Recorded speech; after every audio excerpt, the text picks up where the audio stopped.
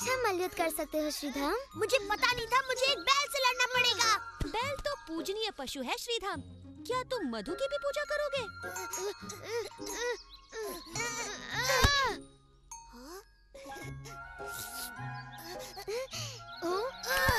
मेरे देवता विष्णु है, उनसे प्रार्थना करके मैं इस बैल को हरा दूंगा। तुम्हारी प्रार्थना स्वीकार हो गई मित्र।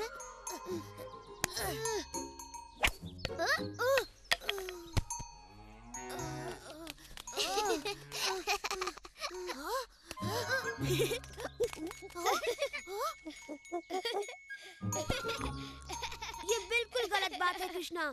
तुमने ये दधिलोप को क्यों दे दिया? मैंने नहीं, विष्णु ने दिया। कुसुम वन में इस वर्ष ढेर सारे पुष्प खिले हैं। हमारी टोकरियाँ पुष्पमालाओं से भर जाएंगी। हमें दूसरे रास्ते से जाना चाहिए। क्यों? बचाओ!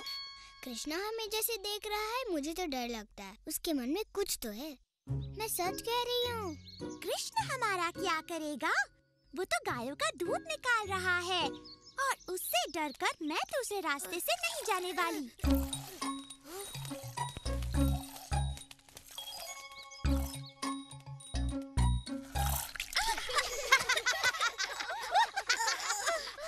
तुम्हें क्या हुआ लक्ष्मी? तुमने राधा पर दूध क्यों छिड़क दिया? इसने सोचा तुम्हें ताजा दूध पसंद है।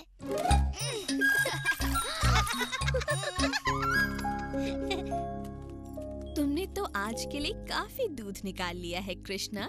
हाँ मैया, अब मैं गायों को चराने ले जाता हूँ।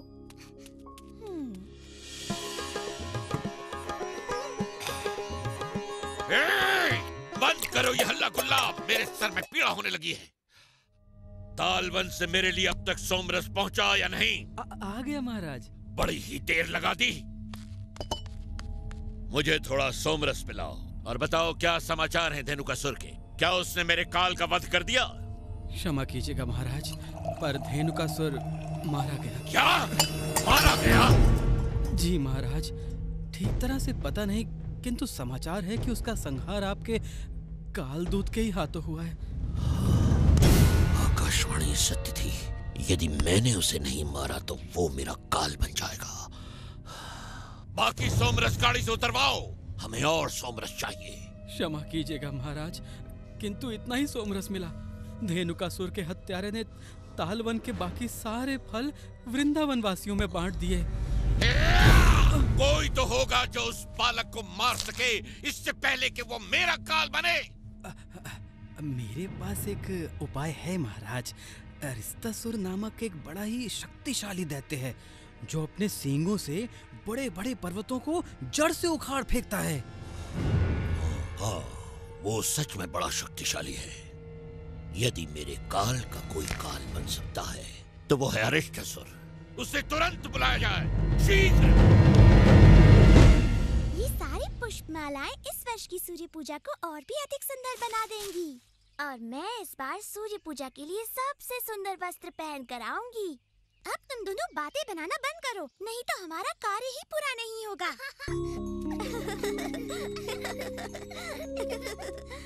राधा, ये क्या कर रही हो?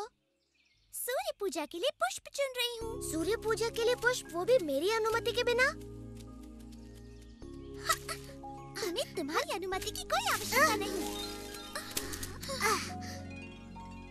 देखा तुम लोगों ने, ये लड़कियाँ मेरे पुष्प चुरा रही हैं। तुम इस वन के मालिक कब से हो गए? तुमने कभी कोई बीज नहीं रोपा, कभी किसी वृक्ष को पानी नहीं दिया। तुम कुसुम वन की शोभा बिगाड़ रहे हो, गायों और अपने बिगड़ैल साथियों के साथ।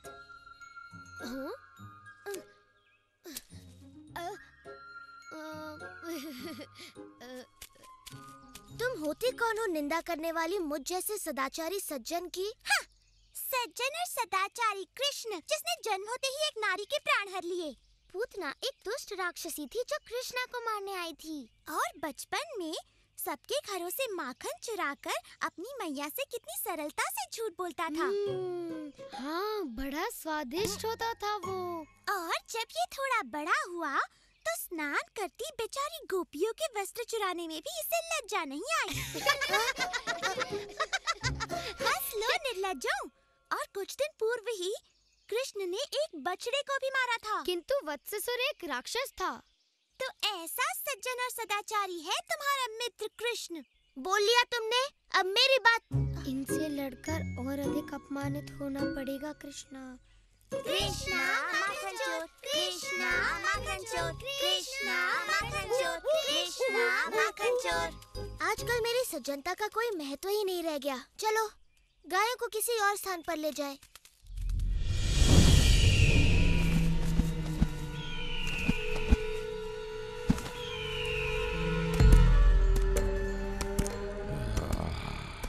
वृंदावन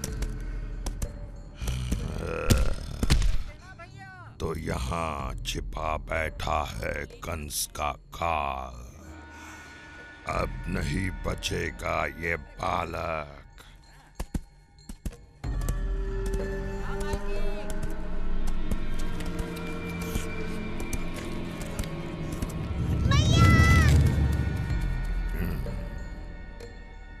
ये तो बड़ा डरपोक बालक था। ये वो नहीं हो सकता। अरे कोमल, तुमने मेरे लाल को कहीं देखा? हर शाम मैं व्याकुल होकर उसके वापस आने की राह देखती हूँ। तुम्हारी व्याकुलता मैं समझती हूँ। मैं भी उसकी वापसी की प्रतीक्षा करती हूँ। उसके नए नए कारनामे सुनकर बड़ा आनंद आता है। नए नए कारनामे? हो न हो ये वही है।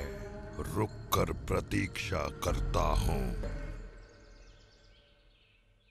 ललिता, विशाखा, देखो यहाँ के पुष्प कितने सुंदर हैं, परंतु वहाँ तक मेरा हाथ ही नहीं पहुँचता।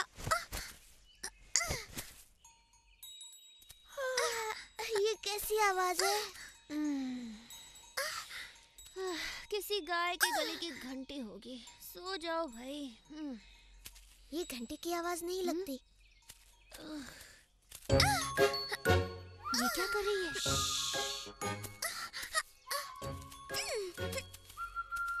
क्या करने का विचार है तुम्हारा? राधा से अपने अपमान का बदला। हमें और पुष्प चाहिए राधा। चिंता न करो, मैं कोशिश कर रही हूँ। ये डाल तो झुक गई।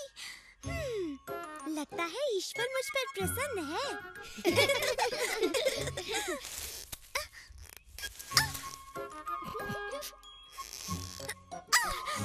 आ गई पकड़ने। ललिता, विशाखा, बचाओ! आहा, पुष्प चोर फिर आ गई। हमें अपने पुष्पों का ध्यान रखना होगा मित्रों। चल हट।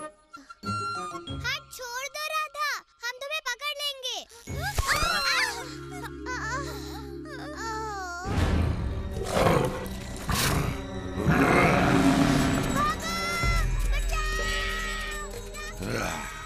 इनमें से कोई नहीं। परंतु यदि कंस का काल इतना पराक्रमी है जितना कि मैंने सुना है, तो अपने गांव को विपत्ति में देख दौड़ा चला आएगा।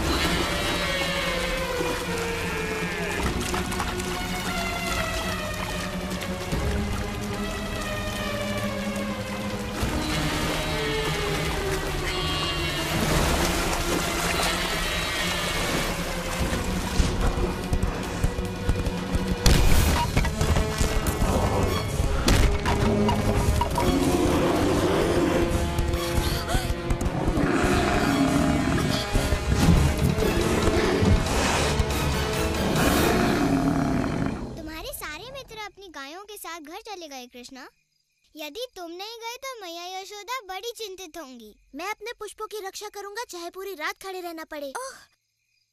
तुम इतने हठी क्यों हो कृष्ण? हमें ये पुष्प मालाएं सूर्य पूजा के लिए चाहिए। ये सोचना मेरा काम नहीं। अब ये पुष्प केवल भगवान विष्णु के लिए है। ये किसकी आवाज थी? ऐसा लगा कि कोई राक्षस है।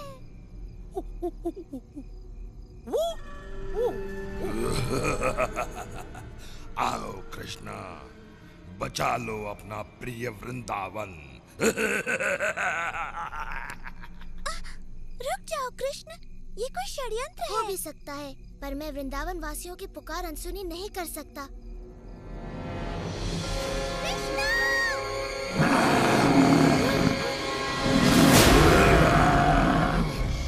ये दुष्ट सांड अवश्य ही कोई राक्षस है। तुमने उसे क्रोधित कर दिया है।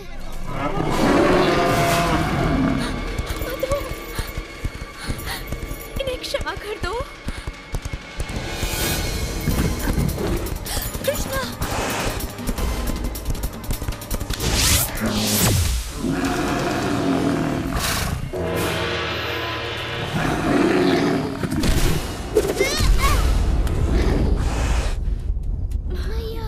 डरो मत सुबाला, ये तो बस एक साधारण सी गाय है। कहो तो वन में इसे भी घास चराने ले जाओ। मजाक बहुत हो गया बालक।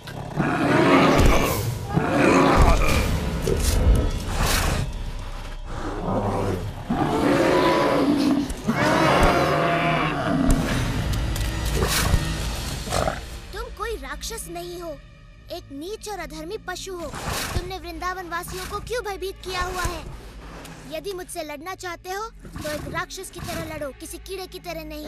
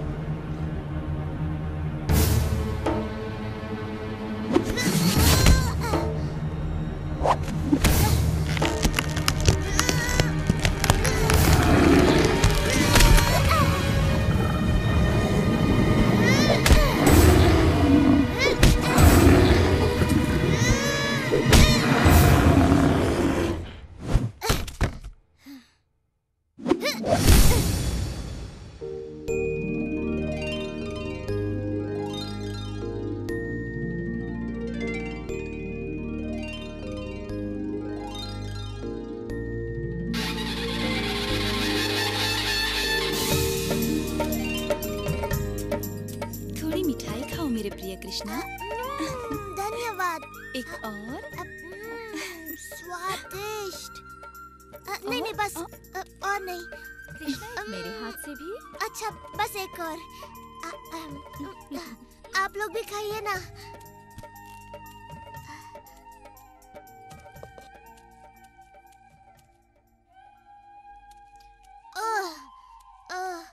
खा खा कर तो मेरे पेट की हांडी बन गई। अब थोड़ा विश्राम हो जाए। अब मुझे लड्डू चाहिए। वाह मेरे भाई, आज तो तुमने अपने कारनामों में एक और नया कारनामा जोड़ दिया। तुम्हारा मतलब है अपने पापों की सूची में एक और पाप? तो अब हमारे सदाचारी कृष्ण ने एक सांड को भी मार डाला है। वो कोई साधारण सांड नहीं था, बल्कि एक राक्षस था, वो भी सांड के वेश में। ओ कृष्ण, चाहे जो हो, वो था तो गौ जाति का ही ना। अब तुम्हें गौ हत्या का पाप लगेगा। ठीक है, मैं कल यमुना में स्नान कर पाप धो लूंगा। उससे कुछ नहीं होने वाला। ललिता सही कहती है, ये घोर पाप है और इसे धोने के लिए तुम्हें संसार की सारी पवित्र नदियों में स्नान करना ही पड़ेगा।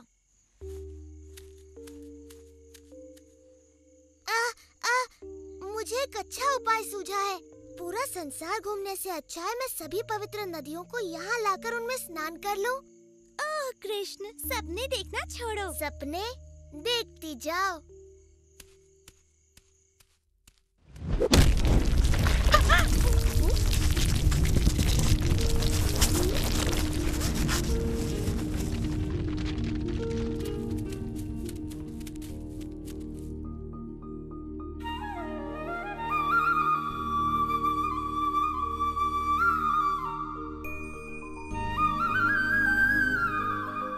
मैं हूँ गंगा, पर्वतों के राजा, हिमवान की पुत्री।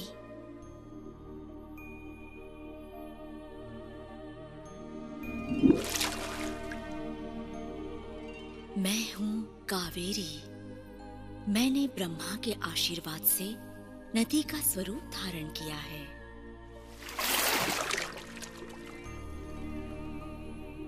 मैं गोदावरी हूँ। मेरा जल आप ही की तरह मधुर है श्री कृष्णा। मैं हूँ सरस्वती। मेरा नाम सदा वेदों, संतों और भगवान विष्णु के साथ लिया जाता है। मैं नर्मदा हूँ। मेरा जन्म भगवान शिव के शरीर से हुआ है। और मैं हूँ आपकी प्रिय यमुना, सूर्य देव की पुत्री, यम की बहन। आपके स्पर्श मात्र से मैं पवित्र हो जाऊंगी। कृपया मेरे जल में प्रवेश करें। ये मेरा सौभाग्य होगा।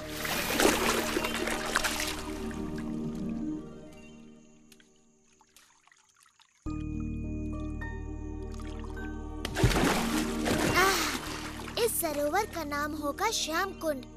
इसका जल पवित्र और शीतल है और श्याम कुंड में स्नान कर मेरे समस्त पाप धुल गए हैं। पर तुम तीनों पाप की भागी बन गई हो, राक्षस अरिष्टासुर का पक्ष लेकर। आओ श्याम कुंड में स्नान करके अपने पाप धो लो। नहीं, तुम्हारे पाप धोकर अब ये जल अशुद्ध हो गया है। हम अपना सरोवर स्वयं बनाएंगी। हाँ, यहीं पर जहाँ अरिष्टासुर ने अपने पैरों से गड्ढा बना दिया।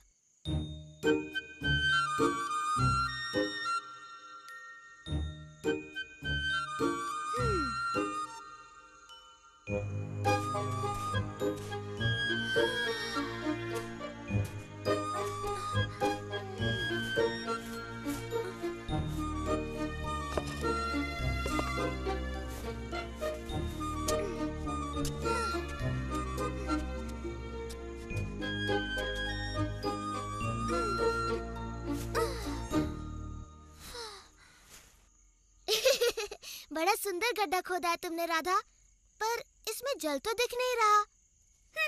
जल भी आएगा। यदि वर्षा की प्रतीक्षा कर रही हो तो फिर भूल ही जाओ। मेघ का एक छोटा सा टुकड़ा तो तुम तीनों ने निश्चय कर लिया है कि तुम्हें मेरा अशुद्ध जल नहीं चाहिए? नहीं, बिल्कुल नहीं।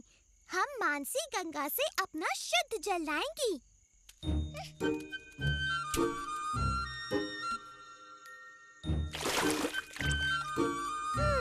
क्या मुझे इनकी सहायता करनी चाहिए बलराम? तुम्हारी सहायता के बिना ये कुछ नहीं कर पाएंगी भाई।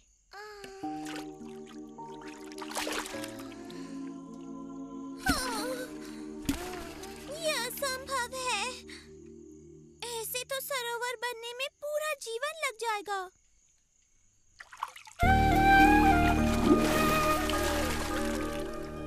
ओ राधा, तुम तो थक गई और निराश हो गई हो। हमें सेवा का अवसर प्रदान करो। हम तुम्हारा ये सरोवर अपने पवित्र जल से भर देंगे। जी, धन्यवाद। हमारे पास और कोई रास्ता नहीं।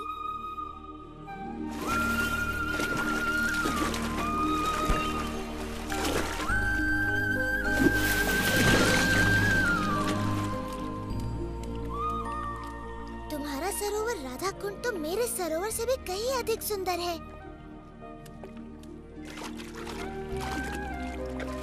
ये सरोवर सदा मेरा प्रिय रहेगा और मैं यहाँ प्रतिदिन स्नान करूँगा। तुम्हारा सरोवर भी बड़ा सुंदर है कृष्णा। मैं प्रतिदिन यहाँ अपनी सखियों के साथ स्नान और जल क्रीड़ा किया करूँगी।